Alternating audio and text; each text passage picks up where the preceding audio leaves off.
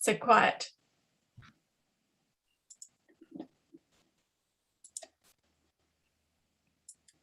May I proceed, Emily?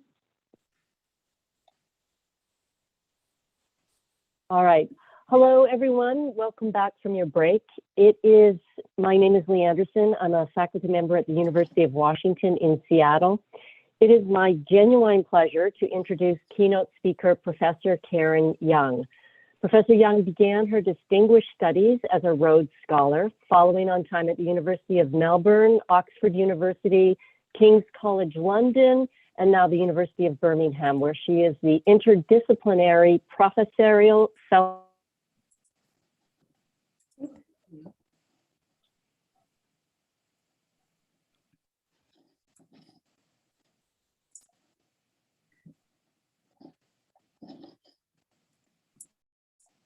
Karen, I think you're going to have to introduce yourself. Sorry, Leah's right. Connection problems, clearly. I wasn't sure whether it was just me who couldn't hear Leigh or everybody, but anyway, it's a pleasure. Thank you very much for this invitation. I have to apologize that I think I've got about an hour's worth of content, but apparently I only have half an hour to speak. So I'm going to do my best to condense the many, many things that I want to say to you today and hopefully still get the message across. So let me start by setting a little bit of the scene for this talk today. And you'll see from the title of my address that my comments are focused on in the wild technology testing.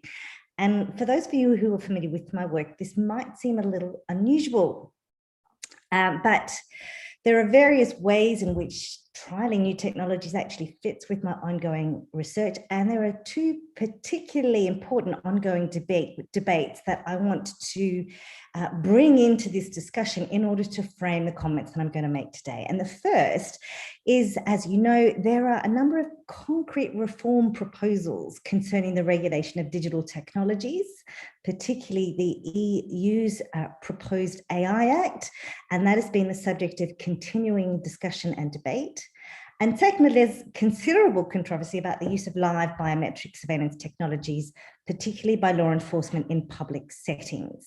So these two particular debates I want to tap into by thinking about the use of technology testing in the wild.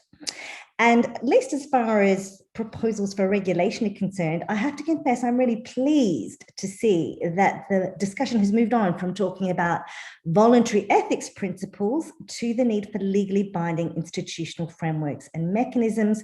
But I'm still troubled by the lack of attention that's being paid to operationalizing many of the noble statements of principle, like the importance of democracy and human rights and safety, for example, and translating those principles into real world settings. And it's this translation piece where it strikes me that digital technology testing offers a really valuable focal point for examining how these aspirational principles and values are translated into practical settings. At the same time, many of you will know that the use of live facial recognition technologies, FRT, by law enforcement authorities in public settings has become a live hot and button issue in many self-described liberal democratic states. And as this debate continues to rage, law enforcement agencies in Europe have just been getting on with it, pushing ahead and trialing these technologies in public settings. So that sets the stage for my lecture today. And I'm going to begin by offering you a very brief set of snapshots describing 4 recent live FRT trials undertaken by law enforcement authorities in Europe, specifically in London, Wales, Berlin, and Nice, based on publicly available information, which I've been investigating together with my colleague Wenlong Leigh, who has been working with me on a larger project concerned with digital experimentation. So once I've briefly described these trials, I'm going to try and use these trials as a vehicle for reflection about 3 larger questions. Questions about the trustworthiness of live FRT for the purposes of policing, questions about the trustworthiness of the trials themselves, and thirdly, what these live FRT trials by the police reveals about our existing regulatory frameworks for ensuring trustworthy AI in Europe.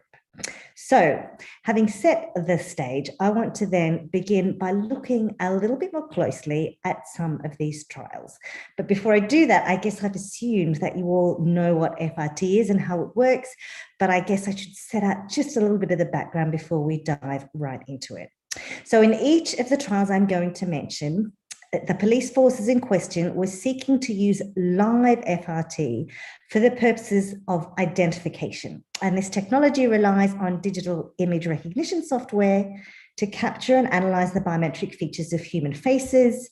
It creates a mathematical template or fingerprint, if you like, of each facial image from live camera feeds, and then seeks to match the template against a stored database of facial images or a watch list. So FRT uses software algorithms that have been trained on large volumes of facial images in order to learn to identify distinctive facial features, and then it estimates the probability that the image of a person captured via the live stream video surveillance actually matches that of the person whose image is stored in the watch list. So this matching process is probabilistic in that it evaluates the statistical similarity between two facial image templates and then identifies a match depending upon a pre-programmed statistical error threshold. So why is this technology particularly attractive to police and law enforcement agencies? So although FRT software has been used for some time to analyze images, particularly videos collected from CCTV cameras for investigative and forensic purposes ex post after the event, the attraction of live FRT rests in its potential to utilize its image matching capacities in real time to discover wanted individuals in order to apprehend them. So as the following trials demonstrate, however, it's one thing for the software to do what it says on the tin and quite another for the police to utilize it successfully to find terrorists and missing children. So with that background, I want to provide a little account of 4 different trials that have taken place in recent years, beginning with the trials in London. So between 2016 and 2019, the London Metropolitan Police Service partnered with private software firm NEC to trial its NeoFace software, and it conducted 10 operational trials across London in different settings. These varied from highly crowded open settings like the Notting Hill Carnival and Soho in central London, open but well-controlled environments where there's a narrow flow of people facing the camera, such as the Remembrance Sunday parade, and ferry passengers getting on and off the ferry at the Port of Hull, as well as testing it in busy town centres such as Stratford and Romford. Now, importantly, all of these trials were operational insofar as they were tested by police to identify whether they could actually catch people that they wanted. Rather than using volunteer participants, they created watch lists of various wanted people to see if they could find them in the crowd where the cameras were located. So to do this, of course, that meant they weren't going to be able to get informed consent from everybody who passed by the cameras. Instead, they rested their legal authority on the common law powers to prevent crime and to keep the peace. But of course, because we know that the matching isn't perfect, it meant that when an alert was generated, a decision had to be made about whether or not that was a reasonably accurate alert in order to warrant sending a field officer to apprehend that person and find out if it was actually the person that they were after. And they used various kinds of techniques to engage in this adjudicative process. So in the early trials, you would have a control van and a person was receiving the alerts, and then they'd radio one of the field officers to say, oh, we've found somebody, and this is described how they looked, in order for that field officer to go and apprehend the individual. But in later trials, field officers had their own handheld devices and they received automated match alerts. And sometimes they acted independently of the instructions from the control van officers based on their own judgment of whether or not the match was suitable for seeking to apprehend the individual. So in terms of the results across the 10 trials, I do actually have data about how many faces were scanned. I think it's about 200,000 over 10 trials. This resulted in 25 engagements with individuals, resulting in a total of 9 arrests. So it's a lot of faces for 9 arrests, but only 2 of these arrests occurred during the earlier trials, and it wasn't until the watch list was enlarged 5-fold that the number of arrests expanded considerably. So then we turn to the Welsh Trials. This is by far the most extensive set of operational trials that we have looked at. And between the 3 years up until 2020, again, the South Wales Police, partnering with private software firm NEC with the same software, conducted 69 operational trials in a similar manner to that in London, same kinds of legal authorities, same variation in settings in which they trialed the technology, including at major football matches, a boat race, music concerts, royal visits, and controversially, a peaceful anti-arms protest. And these trials were subject to a legal challenge by campaigner Ed Bridges, supported by Big Brother Watch. It did result in a finding by the Court of Appeal that the trials were unlawful for several reasons, but the court refused to pronounce on the general legality of future FRT trials by the police, and they have subsequently taken place. Turning then to Berlin, very different kind of trials. This occurred for a year between August 2017 and July 2018. And the German Federal Police here undertook these trials in partnership with Deutsche Bahn, the German national rail operator, with the backing of the Ministry of Interior and the Ministry for Education, trialing 3 different software products by 3 different providers, 2 of them German, 1 of them American. All of the trials, however, took place at Berlin-Zuckritz train station using existing CCTV surveillance cameras that were already installed. But unlike the Welsh and London trials, this trial only included volunteers. So they recruited hundreds of volunteers to participate either for 6 months or a year. Their biometric data was collected to build the watch list, and everyone who participated got a €25 gift card. Those who got through the most often got Apple Watches as incentives.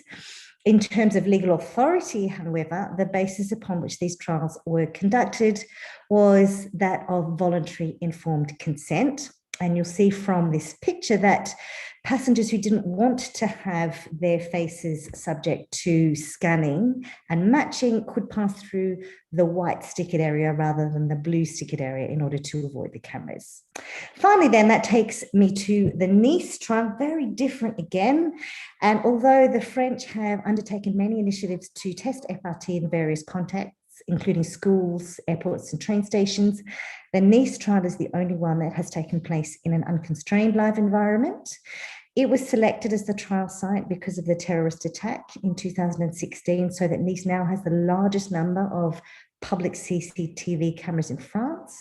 Again, they used a private software, this time by a Monaco-based firm. And like Berlin, they used volunteers, but it was a very short trial, only for 3 days, specifically at the Nice Carnival with 6 cameras installed, and the crowd flow was constrained.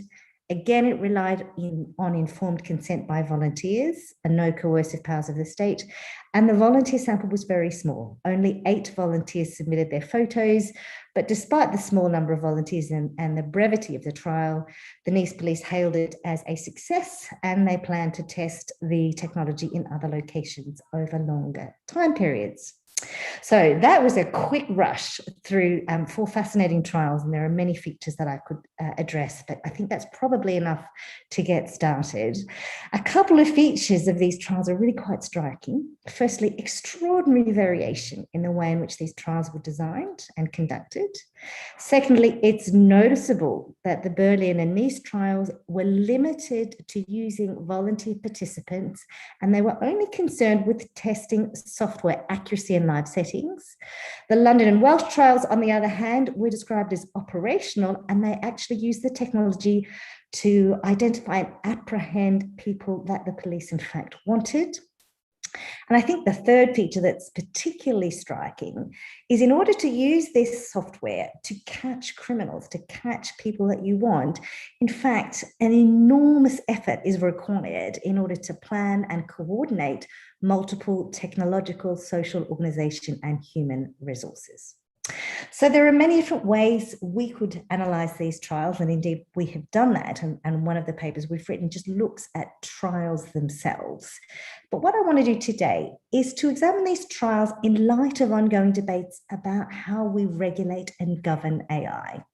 And it seems to me that a useful starting point is to consider whether we're asking the right questions about the governance of AI. And by this, I mean the most helpful questions. And that depends, of course, on what our overarching goal is or should be.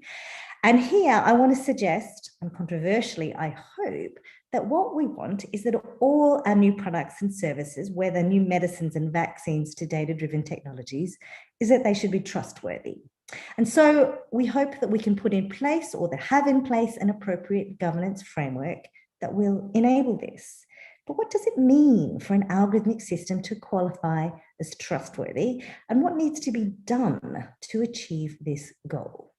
Well, here we can draw on the wonderful work of British philosopher Honora O'Neill, who makes the powerful but simple point that the aim of organisations shouldn't be just to get people to trust them, but that organisations should seek to demonstrate their trustworthiness. And to do this, we need honesty, competence, and reliability. Indeed, David Spiegelhalter has drawn on her work specifically and says it seems to come down to this: can we trust algorithms?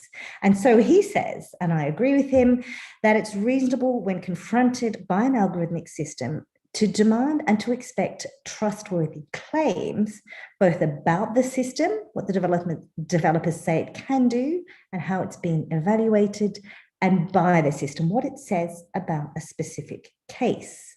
So one of the questions we should be asking, but seem consistently to fail to ask, is whether or not AI does in fact deliver on its claimed benefits in real-world settings in which it's intended for use. And here I find myself increasingly frustrated by exaggerated claims about what AI will do. And this seems to be the norm, and as Spiegelhalter rightly observes, seem more driven by commercial rather than scientific considerations. So it's here that the role of technology testing offers a potentially valuable opportunity to bridge this gap between the rhetoric, the promises and claims about what the technology will do, and what it can in fact do in the real world and what its impacts are. In other words, testing might feasibly contribute to the production of knowledge to inform policy decisions about regulation and governance. And to that extent, we can understand the evidence produced by technology testing as regulatory knowledge. So as these debates concerning how and whether to regulate AI continue and are very unsettled, it seems to me that technology testing offers a really important site through which we can gather evidence that can inform our policy decisions and to address the pervasive uncertainty that arises when a new technology emerges.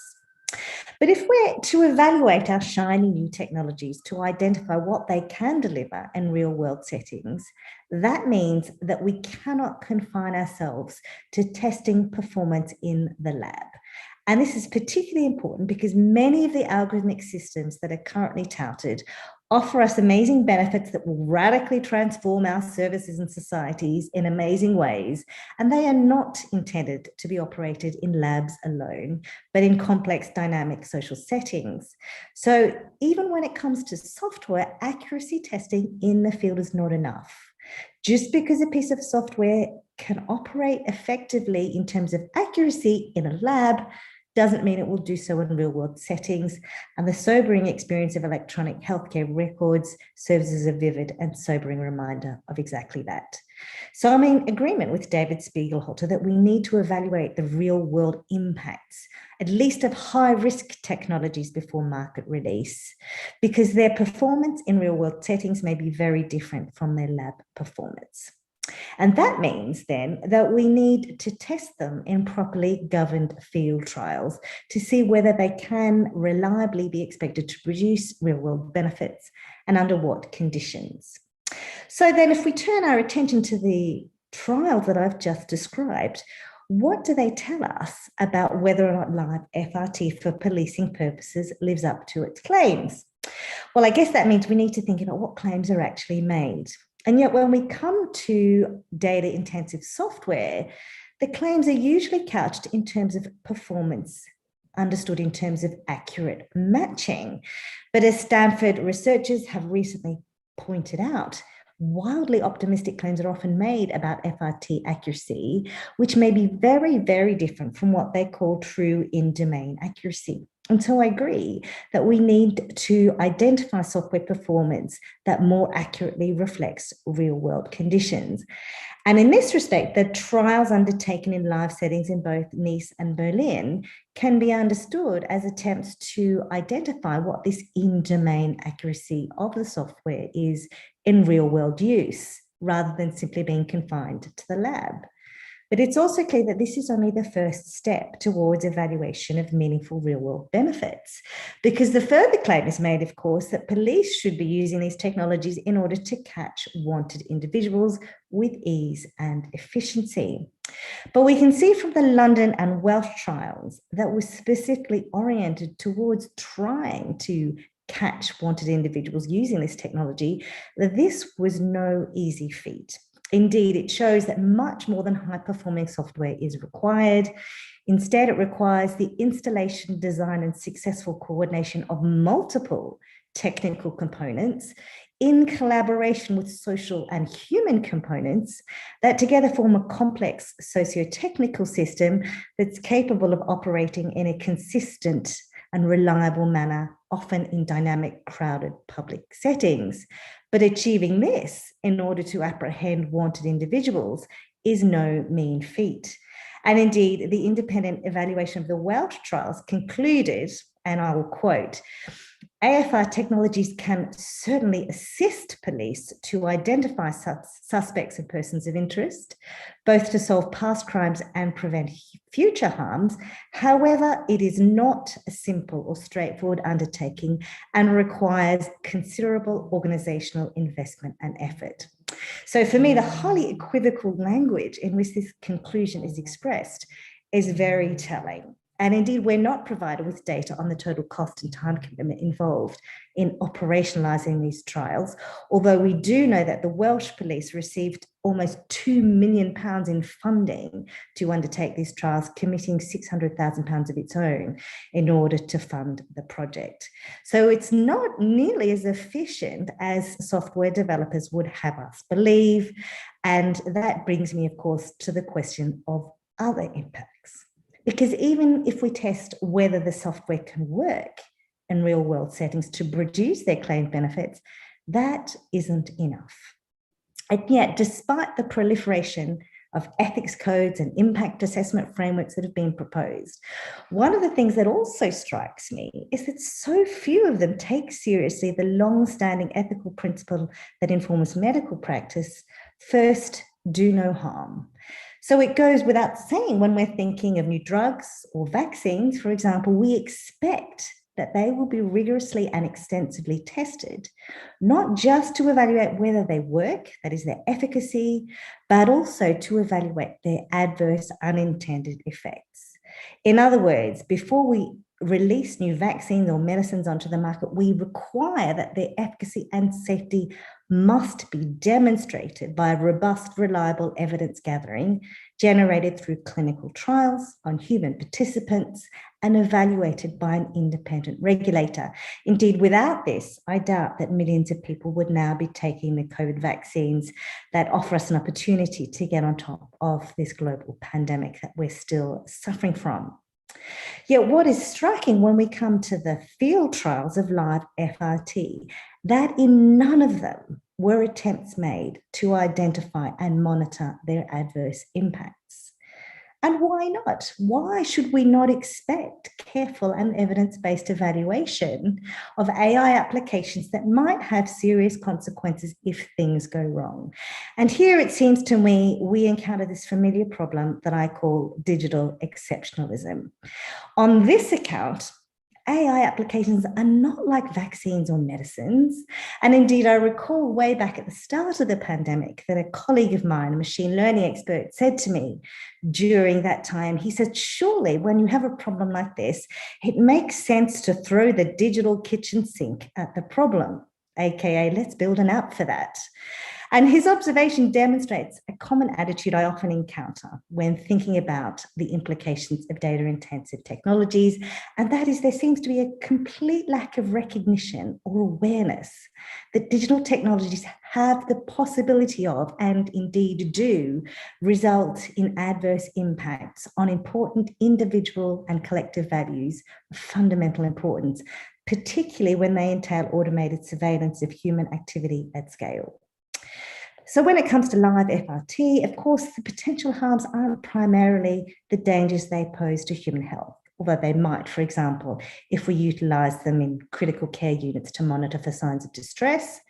But when we're talking about using live FRT in public spaces, particularly by the police, then the threats lie in the dangers they pose to fundamental rights and to basic liberties of individuals, including our democratic commons. In other words, unlike new drugs or consumer goods, the adverse impacts produced are much more intangible. They're not readily measured by concrete metrics that arise from their rights' intrusive power. But just because they're intangible makes them no less real and no less serious. So one of my most important concerns about these live trials is that no attempt was made even to recognise or identify their adverse impacts. Nevertheless, if you read through the reports on the trials, there are a number of real-world flashpoints that occurred, particularly during the London and Welsh trials, where criticisms and tensions arose, and these offer various valuable clues about what the likely adverse impacts are likely to be if attempts are made by police to use them to apprehend individuals or wanted individuals in live settings, raising important questions about their legality and their ethical integrity. And these relate to the composition of the watch lists, whether or not police should and do intervene for individuals when a match alert is generated, and the importance of respecting the right of individuals to avoid the cameras if they want to in order to go about their lawful business. Well, I could say a lot more about this, but I realise that I'm using up a lot of my time, so I'm just going to say a few quick points about each of them. The first point is about the watch list. If the whole point of using live FRT is to find wanted individuals, then it seems to matter a very great deal who you place on your watch list, given the intrusiveness of these deployments. Yet rather astonishingly, there was a disturbing failure in both the London and the Welsh trials to specify clear criteria for inclusion of individuals into the watch list. And for the Welsh trials, this remains entirely unknown and undocumented, beyond the Welsh police saying that they were populated by images of persons of interest. But we know that ranged from people who were considered serious threats to public safety to people of interest who thought might be causing a disturbance, even through to vulnerable individuals whom they thought might hurt themselves. So this inability to take seriously the need to be very, very careful about watchlist composition highlights immediately the dangers of mission creep and how readily the power of live FRT in the hands of law enforcement authorities may well be abused. Because you could just imagine that once the infrastructure is in place, the temptation to expand those watch lists to anyone the police want to find, from petty criminals and others wanted for minor offences, through to those engaging in democratic protest, may be very, very difficult to resist. And this is where the mass automated surveillance capabilities of live FRT looms extremely large. Similar concerns arise in terms of the source of the images that were used on the watch list. Suffice it to say that in the Welsh trials, in some cases, the police scraped images from social media and used them to populate the watch lists. I need say no more other than this seems like a really gross failure to observe the requirements of European data protection legislation. And finally, one really important point that I want to make is about the problem of mistaken matches. And you'll see if you look at the data produced from these trials that there were a high number of inaccurate, incorrect matches. And yet they were alerted, the police were alerted to a match. And in a number of cases, they then had to go into the field to identify this individual and ask them to identify themselves to determine whether or not this was the person that they wanted. In the Welsh trials, the independent evaluators claimed that there was cooperation from the public in all cases, but we couldn't really guarantee it. And this is a problem because, at least for the time being, until Boris Johnson gets his way, the police have no legal power to stop and intervene with a person going about their lawful business. They must have reasonable suspicion in order to do so. So the mere fact that an alert is generated is not sufficient to generate reasonable suspicion. And there were some pretty hostile and disturbing incidents that occurred in the process of adjudicating whether or not a person was in fact the person that they wanted, including 5 plainclothes police officers descending on a 14-year-old boy in school uniform as he was walking down the street with his mother, who led him by the wrists to a side street, whereupon they identified that alert was erroneous, provoking fury on the part of his mother. In another case, in the Welsh Trials, a woman in her 20s was stopped on the basis of a match alert, and she was very upset when she was shown the photo because the person they wanted was in her 50s, and she claimed she looked nothing like the person who was alerted to from the software. But nonetheless, all of these instances highlight the legally fraught basis upon which police intervention takes place in relation to these alerts. And it seems to indicate that there's a real danger that what we will see is the mechanized intervention of police disturbance with people going about their lawful business without any reasonable suspicion to demonstrate that intervention is warranted. And finally, there was a case, of course, of one man, at least in the London trials, who sought to cover his face in order to avoid being filmed by the camera, and he was arrested and issued with an on-the-spot fine for disorderly behaviour. And this I find particularly disturbing, given that individuals going about their lawful business have a right to privacy, and it seems entirely contrary to the basic liberty of the individual to criminalise those who merely seek to assert their right to privacy in public settings.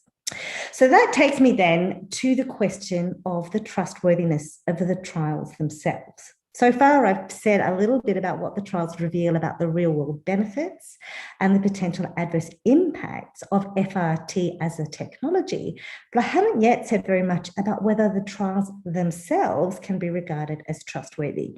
And here, I think there is a lot that is left to be improved. I don't, unfortunately, have more time to talk about why the trials failed to reach standards of trustworthiness, but I simply want to summarize what I think are the basic requirements for trustworthy technology testing to take place in the field. Firstly, they need to generate results that are epistemically trustworthy. There needs to be a basis upon which individuals, communities can have good reason, supported by evidence, to trust that the conduct of the trials themselves won't expose them to unfair risks or other forms of unjust exploitation, that the trials don't entail any unethical or unlawful activity, including unjustified interferences with human rights, and that the trial itself will be well governed, including all phases of the trial, from design, conduct, documentation, and evaluation, are subject to legitimate mechanisms of oversight and accountability to ensure that the trial itself is conducted in accordance with these 3 objectives. But unfortunately, at least in the London and Welsh trials in particular, the methodology that was adopted for the design and conduct of these trials fell well short of meeting those standards. And indeed, it was for this reason that a number of criticisms were made in the independent reports by evaluators. And in this respect, the one thing I do want to make is something that disturbed me about not only were there no success criteria specified in advance of these trials, but in relation to the official evaluations of the London trials produced by the National Physical Laboratory. And you can download this from the net, which is the UK's National Measurement Standards Laboratory, now operated by the Department of Business, Energy and Industrial Strategy. They did a number of things in reporting on the trial, including providing extensive numerical data in tabulated form, which is intended to display the technical performance of the system in each of the trials.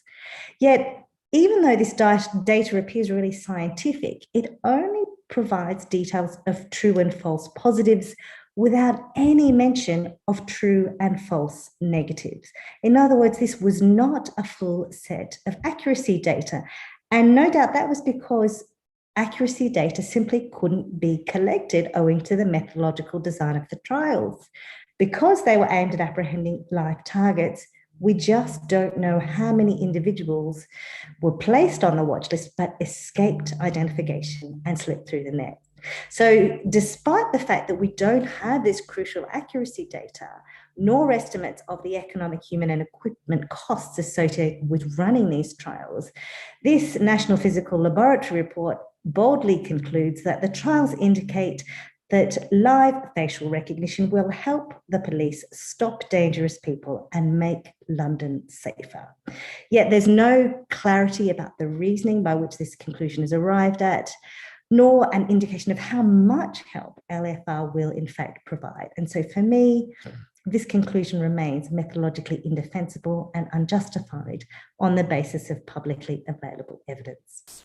So this takes me then to my concluding comments, which concerns my third question, which is, what do these trials by police reveal about our existing regulatory frameworks for ensuring trustworthy AI in Europe? So thus far, I've emphasised the need to insist upon real-world evidence and evaluation of data-intensive technologies, at least those that pose high risks to both safety and to human rights, not just to evaluate their benefits, but also to evaluate their risks and dangers. And this seems to suggest that we need to conduct controlled field trials in order to establish the requisite evidence base, but testing in itself isn't enough. It's not a panacea for overcoming failures in the research, design, and development stage. But as David Spiegelhalter again points out in his Harvard paper, we seem persistently to fail to recognize the need for systematic structured evaluation of the kind that we apply to pharmaceuticals. And he offers a useful 4-phase structure based on the approach we take to new drugs, and it draws an analogy with a similar structure for algorithms. And here he points out that what we seem to be doing in relation to algorithmic systems is only demanding phase 1 testing. And it appears to him that our systems are not evaluated beyond simply testing them in the lab before we release them for use in public, noting that even simple medical risk scoring systems have rarely been evaluated in randomized trials.